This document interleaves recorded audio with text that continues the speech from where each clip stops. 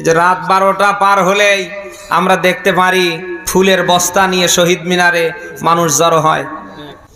মরা মানুষের জন্য কবরে ফুল দেয়ার চেয়ে সূরা ফাতিহা, সূরা ইখলাস, দরুদ ইব্রাহিম পড়া কি উত্তম না?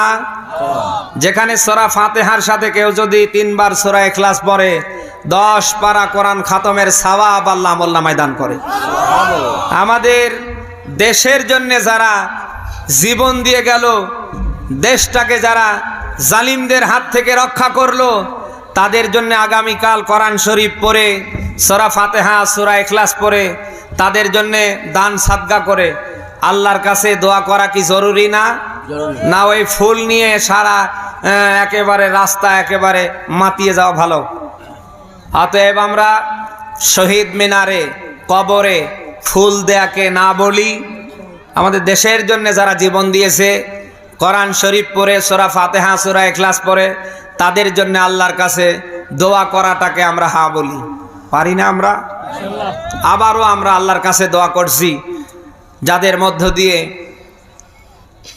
এই বাংলাদেশ আমরা পেয়েছি, যাদের মধ্য দিয়ে ফেসিবাদ মুক্ত একটা রাষ্ট্র আমরা পেয়েছি, আল্লাহ তাআলা তাদেরকে যেন জান্নাতের সর্বোচ্চ উচ্চ মাকাম দান করে এবং সকল ষড়যন্ত্রের হাত থেকে আল্লাহ তাআলা এই দেশটাকে যেন হেফাজত করে।